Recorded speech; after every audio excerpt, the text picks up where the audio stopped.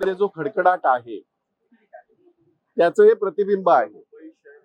तुम्हाला आठवत असेल, काल 2 वाजता अर्थसंकल्प टेबल केला गेला. 1 वाजता इथे आम्ही माध्यमांजवळ बोलत होतो, तुमच्याजवळ बोलत होतो. त्यावेळेला तावातावाने हे सांगत होते की लाडक्या बहिणीचे 2100 रुपये करणार, बाकीच्या सगळ्या ज्या लोकोपयोगी योजना आहेत त्यांना पैसे देणार. आणि आम्हाला खात्री होती या गोष्टीची, कारण ह्या ज्या फसव्या घोषणा केल्या होत्या त्या सगळ्यांना पैसे कुठून आणणार.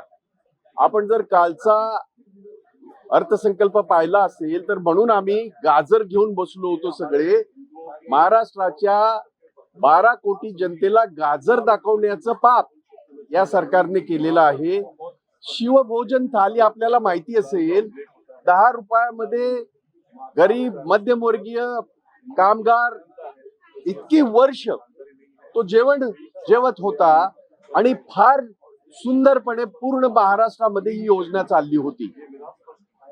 त्या योजनेला सुद्धा या अर्थसंकल्पामध्ये एकही पैसा नाही. याचा दुसरा अर्थ असा होतो ही योजना बंद होईल.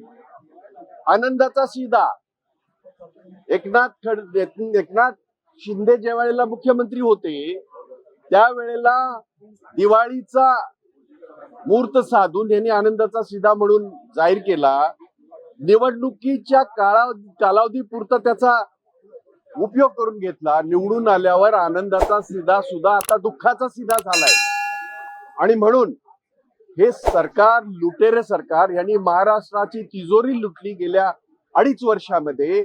आणि आताची परिस्थिती अशी आहे, विकास कामं असतील, इतर सगळ्या योजना असतील ज्या पूर्वापार चालत आल्यात, सर्वसामान्याशी निगडित आहेत, कष्टकऱ्याशी निगडित आहेत, कामगाराशी निगडित आहेत, शेतकऱ्याशी निगडित आहेत. या सगळ्या योजनांना त्यांना हरताळ फासलेला आहे. त्यांच्यासाठी पैसे नाहीत. याचा अर्थ असा होतो की या योजना ह्या सगळ्या बंद होतील कालांतराने. आणि त्यासाठी आम्ही आज पायऱ्यांवर गाजर घेऊन बसलो होतो. या 12 कोटी जनतेला फक्त आणि फक्त या अर्थसंकल्पामध्ये गाजर दाखवण्याचं पाप या सरकारने केलाय. त्यांचा आम्ही निषेध केलेला आहे. भाई काल अजित पवार असं म्हणाले की 2100 रुपये कुठे म्हणालो होतं मला दाखवा. मला असं वाटतं की बघा, आता ही एक निर्लज्जपणाची परिसीमा झाली.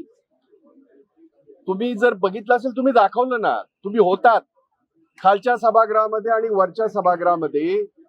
जेव्हा राज्यपालांच्या अभिभाषणावर आम्ही बोलत होतो आणि आम्ही नापसंती दर्शवली होती, त्यावेळेला खालच्या सभागृहामध्ये मुख्यमंत्र्यांनी आणि अजितदादा त्यांच्या बाजूला बसले होते.